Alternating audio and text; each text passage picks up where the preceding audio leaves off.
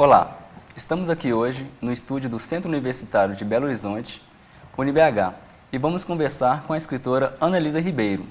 Ela é doutora em Linguística Aplicada, formada pela UFMG e atualmente é professora no Cefet, de Minas Gerais. É também coordenadora do Programa de Pós-Graduação em Estudos de Linguagens e pesquisadora em Escrita Profissionais e Processos de Edição. Boa tarde, Ana. Obrigado por comparecer. Obrigada. Boa tarde. É um prazer, tá? Ana, diante de tantos compromissos, como você consegue administrar as funções acadêmicas com a função de escritora? Eu acho que a função de escritora, ela vem antes, ela atravessa o tempo, assim, alguma coisa que eu fazia antes de escolher a profissão, etc., né? A sensação é de que eu não dou conta disso também não. Essa sensação, assim, de que tem sempre algo por fazer, nem tudo ficou perfeito e tal. Agora, eu tenho um senso de organização das coisas bastante rígido comigo, assim. Então, eu vou pela ordem do que eu tenho que fazer, pela complexidade do que eu tenho que fazer. Não gosto de perder tempo fazendo uma coisa que não é para agora, né? Então, tem que estabelecer uma lógica para essas coisas, assim. Mas a escrita, ela vem, às vezes, no intervalo disso, outras vezes ela é uma necessidade até para, quando as tarefas não são as que a gente mais gosta, você faz com um pouco mais de esforço, às vezes você precisa justamente de um tempo que chamam por aí de ócio criativo, né? Você precisa de um tempo para conseguir voltar à carga. E a escrita, às vezes, ocupa esse tempo. Uma hora que eu não estou dando muita conta de fazer coisa, sei lá, uma coisa mais administrativa ou mais burocrática, ou uma obrigação, e a escrita, para mim, sempre foi um prazer muito grande.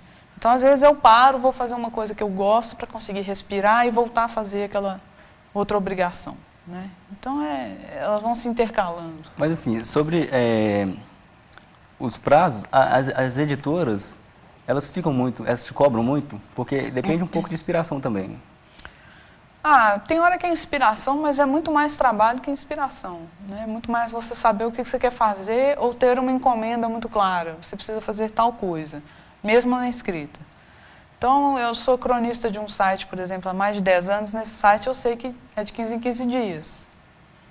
Então, essas coisas, tem umas coisas que são mais fixas e outras menos.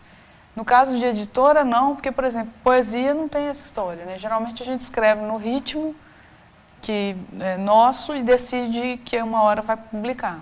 Entendi. Então pode demorar mais. No caso de livro infantil já é outra coisa.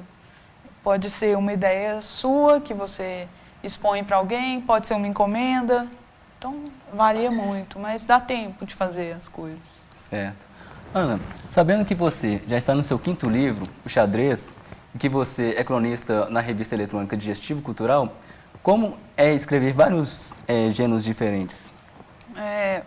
Bom, a poesia veio primeiro, no tempo, assim, era uma coisa que eu gostava de ler, passei a gostar de escrever, isso desde adolescente, mais ou menos.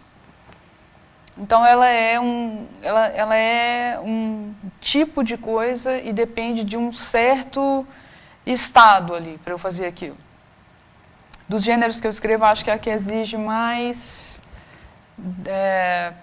concentração minha, eu acho. Depois, a crônica, que foi um convite do Júlio Borges, que é o editor do Digestivo. Em 2003, ele conheceu um blog que eu tinha, de literatura, e gostou e me pediu para fazer as colunas lá do Digestivo. Eu topei, pensando, eu nunca tinha feito aquilo, aí já é um texto em prosa, uma outra coisa. Topei como exercício, né? Eu achei que podia ser bom ter que escrever com prazo estipulado, né? Então, ela já é mais trabalho do que inspiração. Mas eu gosto muito, com o tempo você vai pegando também um jeito de fazer, um certo estilo, né? E os contos, que são o gênero que eu faço com mais espaço, mais intervalados, assim, que eu não sou exatamente uma contista, mas eu gosto de fazer principalmente quando são coisas curtas. Os livros infantis, eles vieram, na verdade, o meu filho, tem um filho de 11 anos, e à medida que ele foi crescendo, ele foi me dando ideias, né? Eu fui pegando essas ideias e transformando em pequenos livrinhos. a sua preferência é por poemas? Eu gosto de escrever. Se você Independente perguntar até minha de tese, gênero. eu achei ótimo de escrever. Mas a poesia é a que me dá mais liberdade. Tem mais liberdade. Então, por exemplo, dando um exemplo da poesia, por exemplo, de onde vem a inspiração para fazer poesia? De qualquer coisa. Eu sou o mesmo feeling, vamos dizer assim, que eu uso para escrever crônica, eu uso para poesia, que é esse de você observar as coisas, as pequenas coisas, de você viver o mundo de uma maneira mais ligada, assim. Então, eu olho tudo, eu escuto tudo, escuto as conversas dos outros. Às vezes, uma cena super banal me dá uma ideia bacana de escrever uma crônica. Eu não trabalho muito com grandes ideias, não. Eu me lembro em 2001, na época quando os aviões lá, né, se chocaram lá contra as Torres Gêmeas, muitos amigos, poetas, contistas e tal, escreveram poemas ou textos literários sobre aquele evento, e não foi o tipo de evento que me inspirou, eu não escrevi nenhuma linha sobre aquilo. Esses eventos não me trazem essa inspiração, a minha inspiração ela é menor, assim, ela vem numa observação mais cotidiana. Entendi. Vamos fazer um breve intervalo e na volta trataremos de um assunto um pouco polêmico. Até logo. O que não pode ser afetado é tratar a literatura como se ela tivesse que ficar preocupada com isso. O autor do poema ou o escritor, ele precisa escrever pelo prazer de trabalhar com as palavras, pelo que a literatura pela ideia, pela execução da ideia que ele tem. O fato de eu não ser exatamente uma autora canônica, eu não sou ainda, ou talvez nunca seja, uma escritora famosíssima, e aí é mais fácil bater. Pode ser que haja o elemento, o fato, a autora é uma mulher, falando de sexo, falando de ciúme, falando de violentamente, e as pessoas têm uma distância infinita do que seja ficção, as pessoas não leem literatura, né? Elas acham que eu sou a pessoa que eu desejo aquilo, que eu sou aquele personagem. Eu faço uma analogia com esses ataques que o autor sofre porque escreveu alguma coisa e como fazem as pessoas que agridem a atriz na rua que está fazendo o papel de uma vilã na novela. Voltamos para a nossa entrevista com a pesquisadora e escritora Ana-Elisa Ribeiro e entraremos em um assunto um pouco delicado. Ana, o poema Ciúminho, básico, gerou uma certa polêmica ao ser ministrado por uma professora substituta a alunos de até 10 anos numa escola da cidade de Santa Luzia. Eu quero saber de você, como isso afetou a sua vida? Minha vida foi engraçada, porque era um poema de 2008. Foi publicado em 2008. E aí alguém, sei lá, procurou na internet e ressuscitou ele, né? E aí aconteceu foi uma coisa sensacionalista, vários jornais, jornais de TV e jornais de rádio, TV e impresso, né? Fizeram umas matérias e qualificaram super mal o poema, né? Então muita gente veio atrás de mim, muita gente não entendeu o que aconteceu, não conseguiu mesmo, não conseguiu ler o que tinha acontecido e achou que eu tinha ido lá panfletar o poema, né? E, na minha opinião e na de muita gente, não é um poema erótico, mas as pessoas confundem usar palavrão com erotismo. Então, estava tudo errado, um monte de equívoco, um atrás do outro. E foi chato, porque você fica ali no foco de uma coisa que não é boa, né? Uma coisa isso não vai acontecer, tem mais de 20 anos que eu publico, escrevo e tal.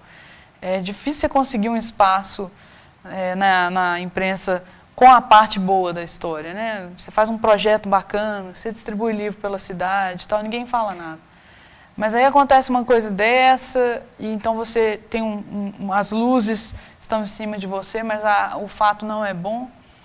Então suscitou tanto gente que veio me procurar dizendo que gostou, que queria saber dos meus livros, quanto gente com ódio, sem entender nada, como se eu tivesse culpa, né? Como se o escritor tivesse que ficar pensando nisso. Aquele texto, assim como outros, não é um texto para criança, não foi escrito pensando em criança, mas eu também não sei qual é o grande problema dele. Hoje mesmo eu postei uma coisa no Facebook, que eu achei lá em casa o Glaura, que é um livro do século XVIII aqui, né, de um poeta mineiro, Silva Alvarenga, e o Glaura é de poemas eróticos, o subtítulo dele é Poemas Eróticos, e ele foi no vestibular de 2004 da UFMG.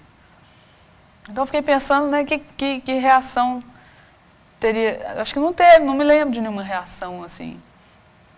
Agora, uma coisa é um cara de 17, 18 anos, que eu acho que hoje daria problema de qualquer forma, e a criançada lá de 10 anos. Né? Isso acho que depende muito da família, da criação e tal. Agora, as pessoas confundirem isso com a tarefa do escritor é muito complicado. Eu senti, eu fiquei meio tensa, esperando aquilo passar para ver o que ia acontecer efetivamente, né? Qual seria a consequência daquilo.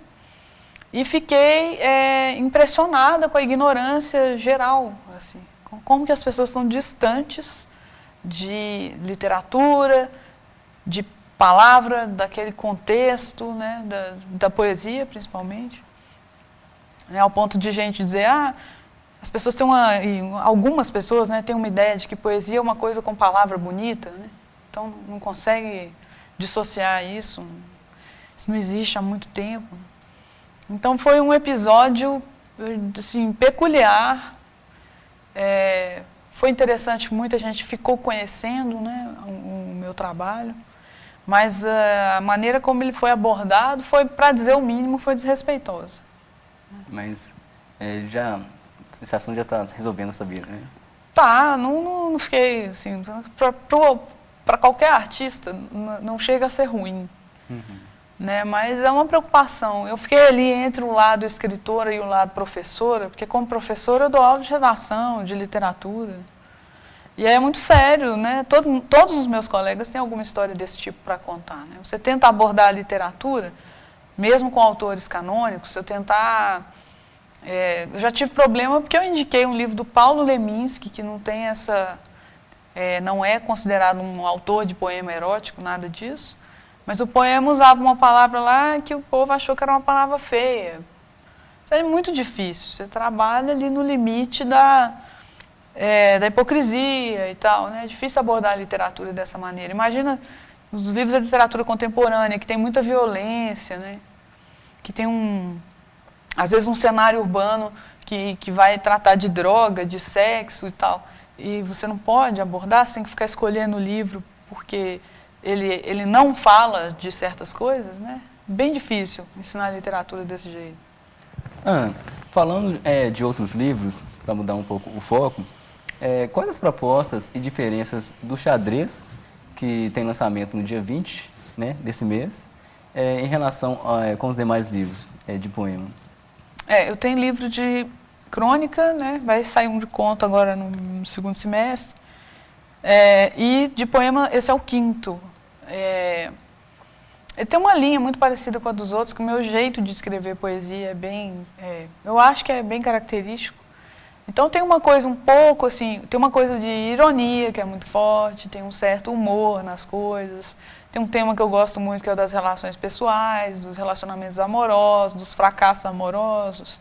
Então isso tudo continua lá. Talvez os textos do xadrez sejam um pouco menos isso tudo. Aparece um pouco mais a família ali, os textos um pouco mais doces do que os livros anteriores. Os livros anteriores, para você ter uma ideia, o de 2002 chama Perversa, né? O de 2013 chama Anzol de Pescar Infernos.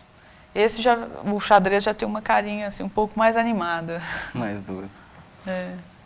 Ana, quero desejar muito sucesso no seu próximo lançamento do seu livro. Obrigada. E com os demais também. Tá? Muito obrigado. Obrigada, eu que agradeço. Muito bom participar com vocês aqui. Novamente, obrigado por comparecer, Ana. Terminamos aqui nossa entrevista. E a quem nos assiste, até logo.